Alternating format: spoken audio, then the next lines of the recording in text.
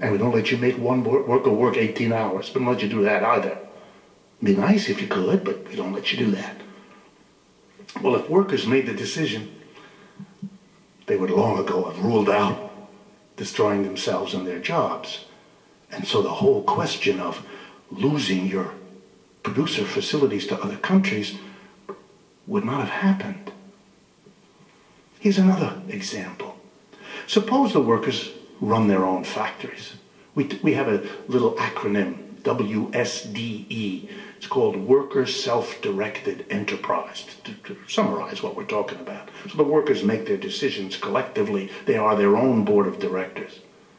Let's turn to the question of using a technology that is difficult or dangerous, a bad chemical, a very noisy piece of equipment, something that pollutes the water or that throws something out of your smokestack that is not good for people to breathe. Well, in most American corporations and most international corporations, the board of directors sits in New York or London or Paris or something like that, and they make a decision based on what's best for the bottom line. That's their job. And if that means a technology that's toxic for people, well, we'll put a filter on the smokestack, or we'll throw something in the water to neutralize the acid, or whatever it is. But if the workers made the decision, you think they would do that? It's them they're the ones who have to breathe in the air. It's their children, it's their neighbors, it's their community. They're not going to do it. They're going to be much more vigilant about the environment because they live in it. They're not a distant decision maker. They're an on the spot. And that's one of the old ideas about democracy. You make the decision because you live with the results. So I think we would have had a different distribution of income and wealth in this country. We would have had a very different relationship to the keeping the jobs and the production here. And we would have had a very different relationship to the environment. Or to make a long story short, I could go on with examples all night. We would have had a different history as a nation. We'd look different, we'd feel different, we'd relate to one another differently. And guess what? If the gap between rich and poor was narrowed, that wouldn't then allow the rich to buy the political system the way they do now, would it? So it would make a contribution there too. Wow, sounds interesting. Let me take it another step. Is this feasible? I know some of you may be entranced by the idea, but be wondering to yourself, well, how do you do this? Well, I've already told you about Mondragon, which is a very successful corporation composed of hundreds of these co-ops that coordinate with each other. So they do prove it can be done. Plus there are co-ops all over the place. Not very far from here around San Francisco are a group of bakeries, Arizmendi bakeries. Maybe some of you know them. They're set up like that. There's a cab company in San Francisco, the yellow cabs, 33333 that you call there. That's a co-op. America's full of them. People have figured out that this is an interesting way to organize businesses.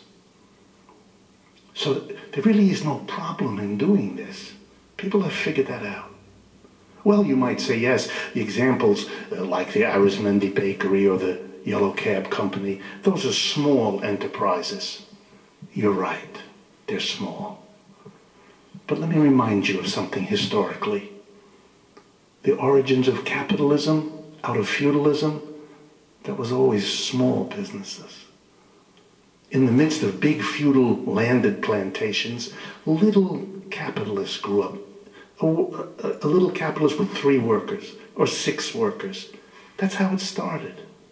In the cities of Europe, out of feudalism, the system that preceded, capitalism was born in little enterprise. That's typically how this is done. New systems emerge beginning with small ones. Can they become large? Again, I refer you to Mondragon. From 6 workers in 1956 to over 100,000 now. They managed it. They're very big. They're very successful. Well, the second question you might have is, where are they going to get the money? How could workers start a collective business with what? That's an interesting problem. Where would the money come from? And guess what? There's solutions to that too, because this isn't a new idea, and there's lots of examples. I'm just going to give you one to tantalize you with the possibilities. But I'm going to choose one that comes from the real world, just so you know people have tried it and done it. This time I'm referring to something called the Marcora, M-A-R-C-O-R-A, the Marcora law, which is a law in Italy, passed in 1985. Here's what this law does. What an interesting idea, which in Italy, it is still in the books. If you become unemployed in Italy, you have a choice. You can either get your weekly unemployment check, the way a person in the United States does, and in Italy it runs 2 to 3 years that you're eligible, or you have a second option, which we don't have in the United States. The Italian government will give you your entire 2 to 3 years of weekly unemployment checks up front as a lump sum, on one condition. You must have at least 10 other workers, unemployed like you, who make the same decision, and the money, the lump sum, has to be used as the capital to start a collective business run by the workers. What? Did I make this up? No. Go Google it. Marcora law. You'll read all about it. The Italian trade unions and the Italian socialist and communist parties, surprise, pushed for this. Wow. And it's been a big success. It has helped launch hundreds of cooperative enterprises in Italy, which has a long tradition of this sort of thing. And guess what? Workers, surprise, choose, rather than being unemployed and collecting a check, which is a depressing condition to be in, to rather have a business that they can devote themselves to. They put much more of themselves in it. And guess what? From a social point of view, which is kind of better? 10 workers collecting a weekly check, or 10 workers building a whole new business that they really care about, and which they better care about, because if that fails, they can't go back on unemployment. They've gotten their unemployment. Very interesting idea. And the Italian government provides assistance along the way, technical assistance and so on, and subsidized loans. And are there precedents for the government helping in other ways? Of course there are. Here in the United States, for example, we have a long-standing government entity called the Small Business Administration, the SBA. Here's the idea. In the United States, it's been going on for decades. Small business complained that it wasn't a level playing field. When they competed with big businesses, they had disadvantages. And they wanted to have a better shot at succeeding as a small business, so they wanted the government to set aside money and support to help small businesses, not available to big ones, to help them compete more successfully. And we have that. The Small Business Administration gives grants, makes loans at a subsidized rate to help small. The idea being America's better off if it has more small businesses than would otherwise be the case. We do the same thing with minority-owned businesses for the obvious reason. Here's a thought. A worker self-directed business administration. Why? Because the American government would like to see these kinds of enterprises develop and grow. And why that? Here's a democratic thought for you. If the government supported that, helped to develop cooperative enterprises everywhere, then all Americans would have freedom of choice in a way they've never had it before. We would all, as young people or old people, be able to compare what it's like to work in a top-down hierarchical capitalist enterprise, because they're all around us. But for the first time, we would have a choice. There'd be lots of cooperative enterprises. They'd be as common as anything around the neighborhood. And you could ask people, your friends and neighbors who work there, what that's like. You could even intern for a summer or try it for a while and see whether the kind of job you'd have, if you're not just a worker, but also a director, with other people that are in the same boat with you, might be a much more interesting, much more self-developing, much more exciting, much more democratic workplace. And Americans could choose it. And the rest of us could even have the following. We could have a law that says on a piece of clothing or an appliance or whatever it is you buy in the store, the label no longer simply says made in China, but we could require the label to say, does this come out of a capitalist, top-down, hierarchical enterprise, whatever words we use, or does it come out of a cooperative enterprise? And we could see which one makes better products, and we could support what we believe in by buying that. It's a little bit of a play on the fair traded idea that some of you know of. Just imagine what could happen if you thought like this. How different our economic system would be if we took seriously the idea of democracy at work and what it could do to get us out of the inequalities we suffer in this society, the loss of jobs and income, the disappearance of our middle class that everybody whines about, the destruction of our environment. Last point, and then we'll open up to some questions. There has, of course, been a debate in the last 100 years between capitalism, the system we've been criticizing, and an alternative. And that alternative had various names, socialism and communism, the most famous. And I'm not here to give a long discourse about that, but we have to face that. What was the hallmark of the socialist and communist systems, whether they were in China, Cuba, Russia, and so forth? Two things.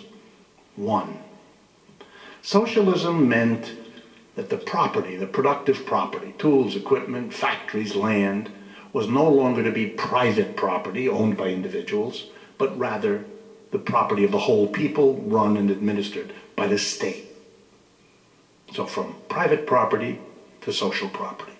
And the second big difference between capitalism and these alternatives was that in capitalism you use the market as your mechanism of distributing things, whereas in these societies governments planned the distribution, decided who would get what and so forth. So the differences between the two systems were understood to be private versus social property, markets versus planning. What always struck me as interesting, whatever you thought about that alternative, was that nobody said a word in this great 100-year struggle between the two about the organization of the enterprise. It's as if it didn't matter. It's as if in capitalism you had a bunch of workers going to work every day. Then there was a revolution. The flags changed the color. And after the revolution, the workers went to work again, but instead of it being a board of directors selected by the major shareholders, it was a board of commissars selected by the Communist Party and the government. And that the actual difference it made to the worker who was sitting up there doing it, it wasn't all that exciting. I think there's a point to that criticism of the socialist and communist alternative. But it's a criticism that this idea of democracy at work gets at. Because if the workers are the ones who make the decisions, then it's the workers who provide the state with whatever resources it gets. It's those workers who pay the taxes, either as individuals or as the directors of their corporations. The people at the base will finally control the resources of the society, and the state will have to be accountable to them. Not just because they're the voters, but because they're where the wealth is. They're where the money is. They're where the resources are. And instead of having fancy ideas about how to democratize the old examples of socialism and communism, this is a practical way to institutionalize the power at the base of the mass of people. Closing point. Whether or not I've persuaded you, let me invite you to take a look at this book. And the point of this book, which is new, is simply to make the best case I can, which, an hour of conversation doesn't allow me to do, but the best case I can for what I've been talking about. But the real reason to pursue these ideas are two real reasons. One, you will not hear a word about them from the established voices of this culture. Not from the Republicans, not from the Democrats. They won't make a criticism of the system because they're cheerleaders for the system. Whatever their disagreements, it's never about this system. If you want to think critically, you have to go somewhere else. And these kinds of ideas open up the space of a change of thinking about the system, not being trapped within one way of thinking how to organize an economic society. And the second reason is that this opens a vista for a whole different kind of life. Imagine what it would mean if all workers now had a new definition. You're not just the person who does this thing on the assembly line, or does this thing in the office, or has this job in the store. Yeah, you have a particular function, but you're also part of the decision-making organization of the work. You're going to have whole parts of your brain and personality being developed on the job that were never utilized before, that were never developed before. We're going to have a whole new kind of human being coming out of this experience. We're going to have to reorganize our educational system. We're not going to have elite schools for a handful of people who run everything, and then the community college for everybody else. We're now going to have to give proper education finally to everybody because that's what the job requires. It's a whole new way of organizing life. We do not have to be prisoners and victims of a system that doesn't work well. We have options. All we have to do is learn from the past experiences of co-ops of all kinds, how to build on that to make it possible to change things. And people are doing it around the world and around the United States. You don't have to feel alone. They used to do it as an interesting experience. Many of them did it as a religious commitment. Many of the communes and collectives and come out of all the religious communities. We now have a new and additional reason. Capitalism, like every other economic system we've had, was born, evolved, and eventually dies, like everything else. It may be difficult to understand and scary to see. We've had a run with capitalism for a while, for 200-300 years. But two major collapses in 75 years. The vast waste of people and resources that every one of these crises produces, and everything else I've talked about tonight, ought to be more than enough to at least allow us finally to discuss, to debate, to explore alternatives that might allow us to live a lot better lives than we do now. There's a new political party in Germany that has a remarkable slogan. And it, by the way, sits in the German parliament with 12% of the vote in Germany. 1 out of 8 Germans votes for this party. The slogan of this party is, Germany can do better than capitalism. Thank you very much for your attention.